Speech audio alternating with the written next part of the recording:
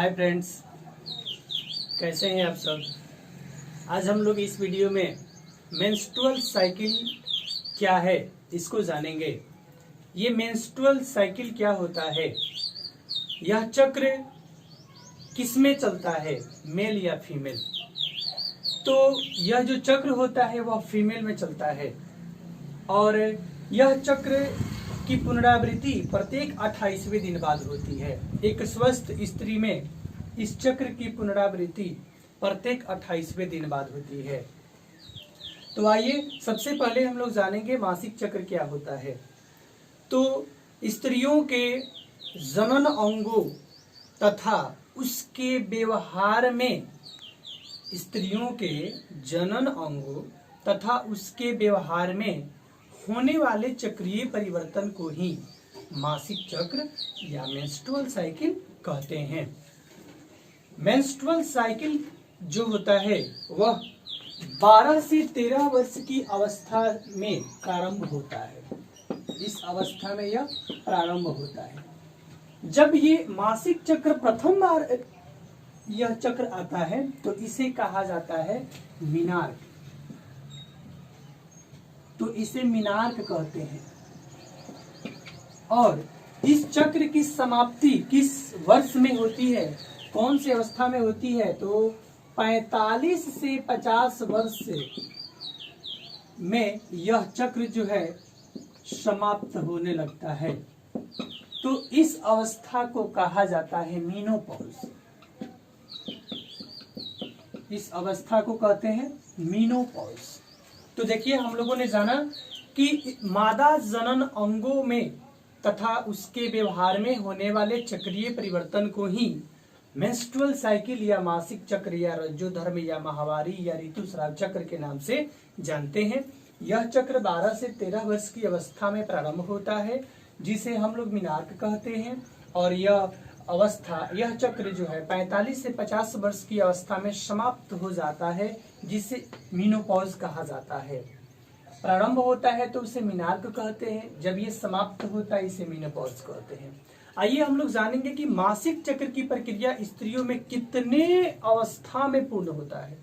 तो मासिक चक्र की प्रक्रिया 3 अवस्थाओं में पूर्ण होता है। इसका मैं यहाँ आरेखीय निरूपण भी कर दिया हूँ, ग्राफ के द्वारा भी मैं यहाँ बताया हूँ।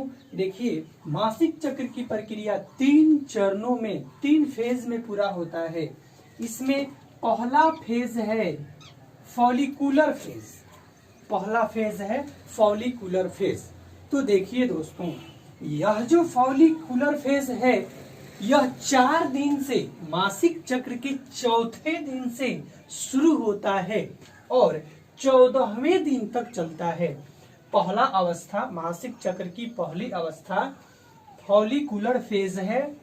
यह फेज मासिक चक्र के चौथे दिन से शुरू होता है और 14वें दिन तक चलता है। इन दौरान एलएच और एफएसएच हार्मोन की मात्रा अधिक स्रावित होती है। अधिक मात्रा में एलएच और एफएसएच हार्मोन स्रावित होते हैं।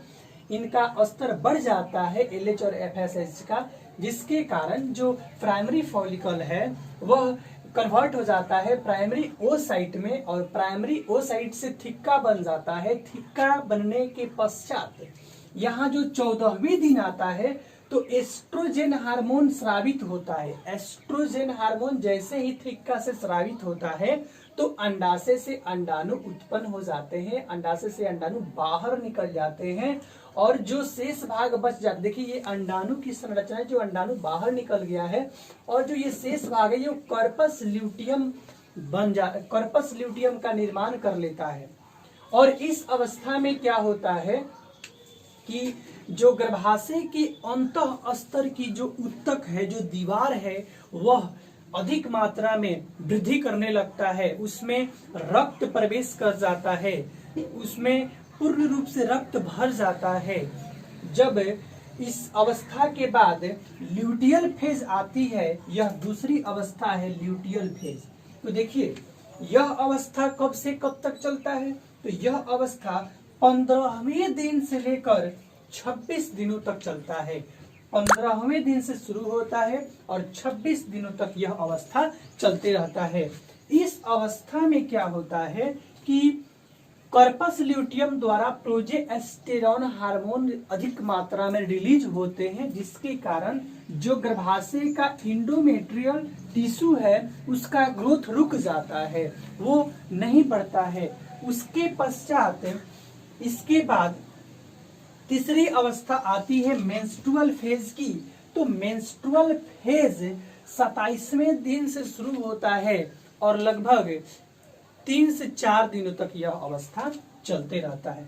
इस अवस्था में क्या होता है, तो इस अवस्था में अगर निषेचन की प्रक्रिया नहीं होती है, अगर ल्यूटियल फेज में निषेचन की प्रक्रिया नहीं होती है, तो जो एंडोमेट्रियल टिश्यू है वह नष्ट हो जाता है और नष्ट होकर इसमें उपस्थित रक्त मादा शरीर से बाहर निकलने लगता है, जो 3 से 4 दिनों तक यह प्रोसेस चलता है। इस प्रोसेस को मेंस्ट्रुअल फेज कहा जाता है। इस प्रकार से एक स्त्री में मासिक चक्र की प्रक्रिया है पूर्ण होती है। इस प्रक्रिया से मासिक चक्र की प्रक्रिया पूर्ण हो जाती है प्रत्येक मादा शरीर से। तो सबसे पहले हम लोगों ने जाना कि मासिक चक्र क्या होता है।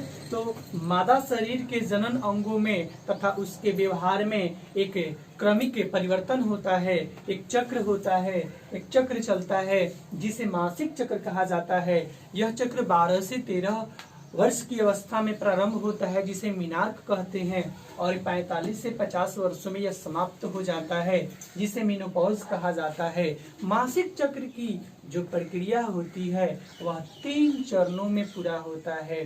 कितने चरणों में? 3 चरणों में पूरा होता है। सबसे पहले फॉलिकुलर फेज होता है, दूसरा ल्यूटियल फेज होता है, तीसरा मेंस्ट्रुअल फेज होता है। तो फॉलिकुलर फेज कितने दिनों से शुरू होता है? तो चौथे दिन से शुरू होता है। मासिक चक्र के चौथे दिन से शुरू होता है, 14वें दिन तक चलते रहता है।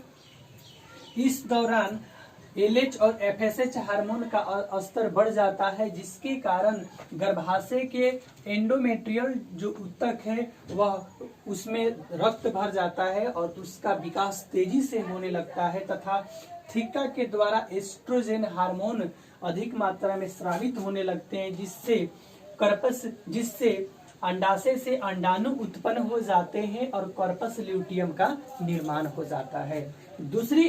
इसका दूसरा फेज ल्यूटियल फेज, यह फेज 15वें दिन से 26वें दिन तक चलता है। इस अवस्था में कार्पस ल्यूटियम से प्रोजेस्टेरॉन हार्मोन जब अधिक मात्रा में स्रावित हो जाते हैं, तो जो गर्भाशय का आंतरिक स्तर की जो एंडोमेट्रियल दीवार है, इसका ग्रोथ रुक जाता है। और मेंस्ट्रुअल फेज में जब निषेचन की प्रक्रिया नहीं होती है, तो इसकी दीवारें, एंडोमेट्रियल की दीवारें नष्ट हो जाती हैं और इसमें उपस्थित रक्त मादा शरीर के जनन अंगों द्वारा 3 से 4 दिनों तक शरीर से बाहर निकलते रहते हैं। यह प्रक्रिया मासिक चक्र कहलाती है। इस प्रकार से एक स्त्री में मेंस्ट्रुअल साइकिल की प्रक्रिया जो होती है वो पूर्ण होती है। तो आज के लिए बस इतना ही। अगले वीडियो में मैं आपको बताऊंगा निषेचन यानी फर्टिलाइजेशन क्या होता है। अभी तक हम लोगों ने ये जो प्री फर्टिलाइजेशन इवेंट्स था इसको पढ़ा, अब पढ़ेंगे फर्टिलाइजेशन।